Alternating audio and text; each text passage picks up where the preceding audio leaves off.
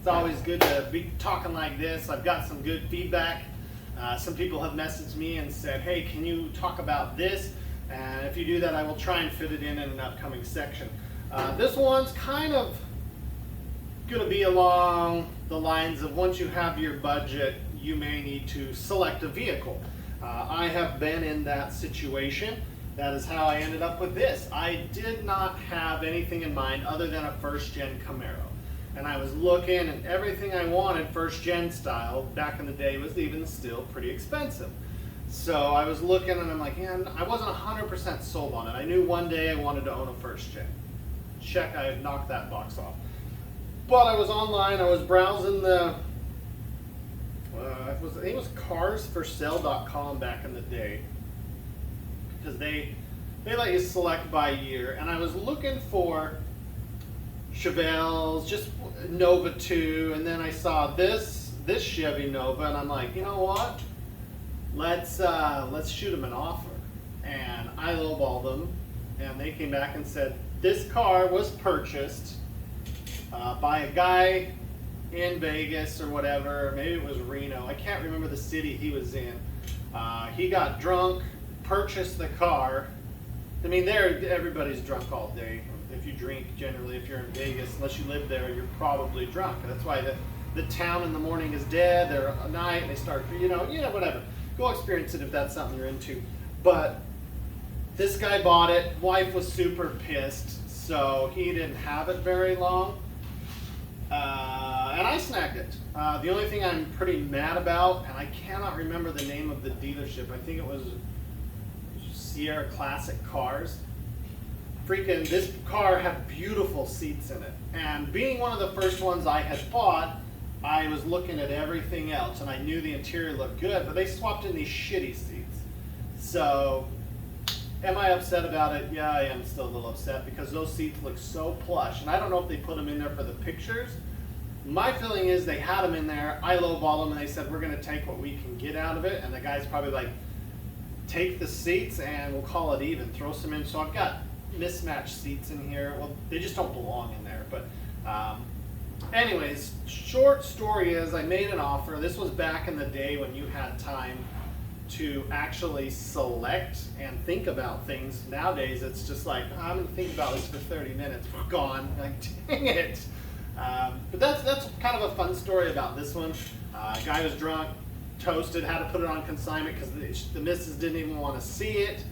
And then they screwed me on that. So I've never bought another one. It was James, I think, at Sierra Classics or Sierra, I don't know, something like that. Thanks a lot, James, you dick. But anyways, this car has been a fun car. It has not been without issues. A lot of things have been replaced on here, as I've told you before. But some of the things I want to talk about. Can you do the work yourself? If you can't, you might want to start calling around now to see if there is a mechanic you like near you that will work on this. That may dictate what you get versus something that needs a little work and can save you some money, or something that is going to need some work but you can't do it, and now you have this car that's not running and people don't want to touch them.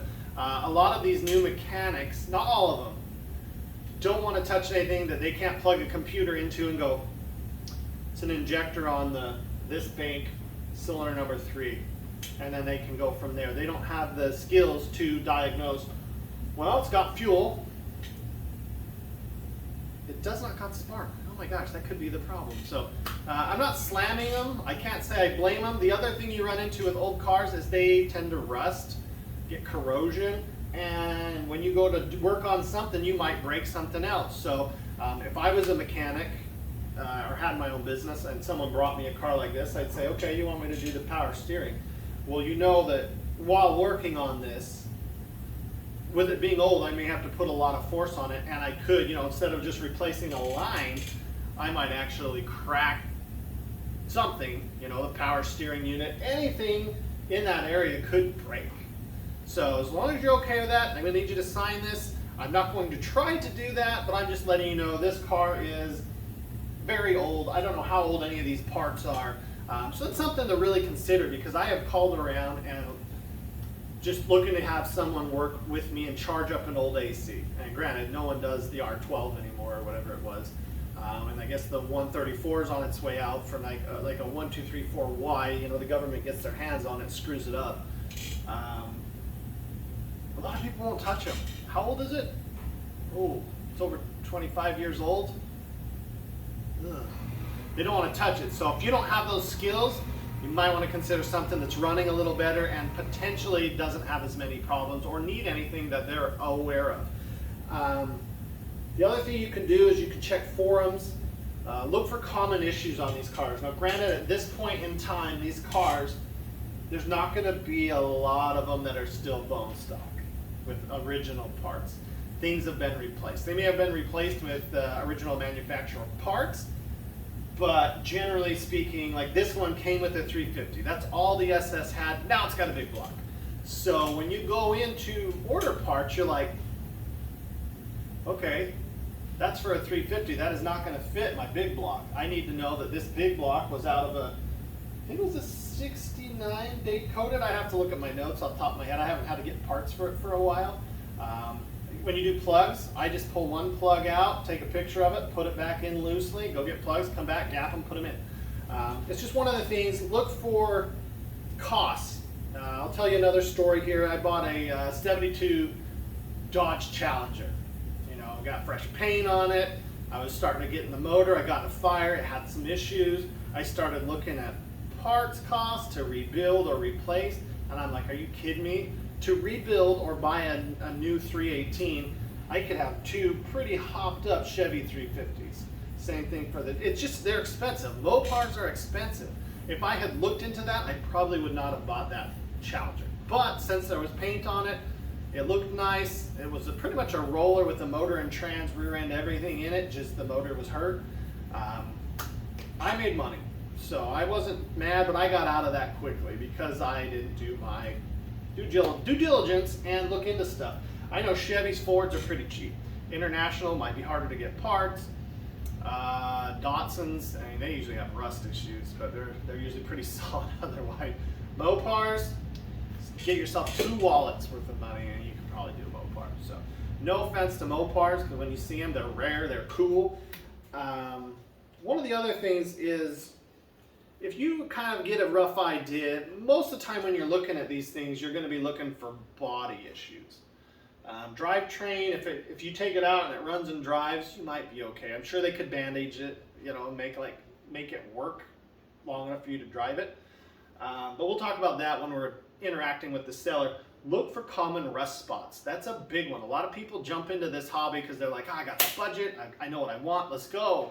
And they don't look for, you know, if it's got a vinyl top, there's a good chance there's rust under that bad boy.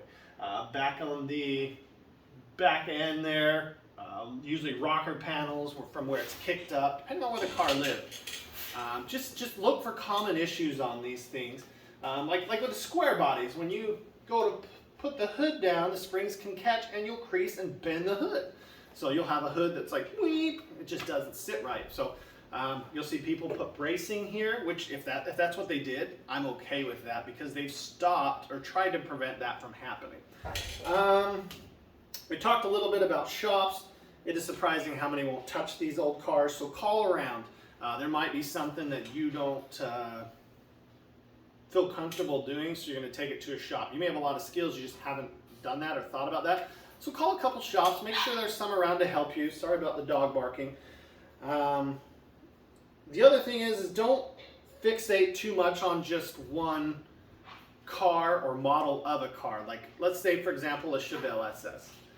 There are some it's hard to find a true SS on 69, 70, because what was dated back like on a 138 car versus a 136 Malibu car, like 67, 68, you really got to have some good paperwork. And honestly, what I see are more SS cars than just Malibus. So to me, I'm like, the Malibu's pretty cool. It seems more rare now because, and everyone says their cars are true SS, yet majority of them don't have paperwork to back it. And it's not an original motor, you know, whatever. So don't get too fixated. Honestly, a clone to me is just as cool. Now I say that having 2 SS cars. I wouldn't be mad if I snag a Chevelle and it's just a Malibu. It's not a true SS, or it's a SS clone. I wouldn't be too mad, because the true SSs with numbers matchings are $100,000. You can find some deals for that if they're missing a few things, but don't get too set up. You really want to have, you want to hit your goals. You want to get what you want, but at the same time, you may have to, if you're going for a first-gen Camaro, they've become ridiculous. You've gone for one of these are starting to get ridiculous. Chevelles are very ridiculous. C10s, they're all over the board. I mean, you can get a good runner daily driver, 10, 15. You can also get one for $100,000, and eventually they sell. So it's just one of those things you really got to think of. And I'm just looking here, making sure I covered what I wanted to while selecting. We'll talk about the shopping experience in an upcoming video. We'll talk about interacting with the buyer. And we'll talk about what to do afterwards. And there might be another one in there too. But for this one, get a car, get 2 cars in mind. And keep your mind open. You may be like me, looking for a first-gen Camaro and snag a sweet Nova. You may be looking for a Chevy C10, but there's an F100 with a Coyote swap in it that you're like, what? That is amazing. A little more rare. Everybody's LS swapping everything. So keep your mind open when you're selecting a vehicle. Know what you want to do, know what you can do, find a shop, see what they can do for you. It's extremely difficult to find someone to drop a motor in for you. You may have to travel a little ways. So eventually you can find someone. You may have to travel. There may not be anyone local, but the cool part is you'll make some, I don't know if you want to call them friends, because you're probably going to hang out with them, but you'll make a good acquaintance that will do the work for you when you pay them. So I told you about the Challenger. I want to talk to you about the Nova and that story. There are going to be some deals coming as people find it harder to make ends meet. These are usually the first things that go. So again, I want to caution you on what you're selecting. Let's just say, for an example, I'm buying a $50,000 Camaro, first-gen Camaro. High book on it is 40, but it's so nice. Well, if times get hard, this will probably be something that goes, because this is kind of a luxury item. Are you going to be able to get back out from under that? Again, you could turn that table, like I'm going to be buying it for 40, it's worth 50. But I've had to put $5,000 into an engine, $3,000 into a tranny rebuild, new fuel tank. I put 10 into it, so now I'm right at book. But with all those new things, you'll probably sell a little easier. And you might lose some money. So if you can, put some money down on these bad boys and keep that nest egg for a rainy day, if you will. But if you like this series, we've got a playlist. Now there's now 3 videos in it. I plan on there being at least 6. Each one will have the buying a classic car budget, buying a classic car selection. Take a look at them, give them a thumbs up, message me, write in the comments, whatever you'd like to do, just shoot me a message. I'll try and fit it into one of these videos. I love talking about old cars. I love shopping for old cars. One thing I do not like is selling old cars. But with that, I've probably taken up enough of your time. Like I said, keep an open mind. Don't be afraid to make an offer, but also don't sit too long during the selection process, because you will be heartbroken on a few of them. It doesn't mean that you're not going to ever get one. It just means that that car that it may have taken, I'll give you an example. There was a 70 Chevelle SS 4-speed big block car. I sat on it because I just had to visualize myself in it. And lo and behold, I called the guy up and he's like, just sold it 2 hours ago. I'm like, son of a, gosh dang it. Mentally, I was ready to do it. I also did it, same dealership, funny enough. These were at dealers. They were better deals than the people who weren't at dealers, funny. But it was a 69 Chevelle convertible. And I was like, man, I don't know. It's just a Malibu. It's an automatic. It's a bench seat, which, you know, the idea. But once I thought about it, I'm like, bench seat's cool. I can fit more people. Top down. I like that. It's got a new motor. It sounds healthy. I call him up. Gone. Sold it last night. Just hadn't updated his website. I'm like, son of a gun. So once you get the selection down, you'll be able to make moves. You'll know your budget at this point. You'll know what you're looking for potentially. Maybe you have a few options out there. and you'll be able to make a move quickly, because that's what you got to do in today's market. There's no time to just sit around and be like, man, I'm going to sit and let this car sit for 3 days so maybe I can get a better deal, which is something we'll talk about in talking with the buyer. But it's just, some of my techniques are a little dated. They don't work in today's crazy market. But with that, if you can, hit a thumbs up, hit subscribe, and don't forget to leave a comment down below. And thanks again.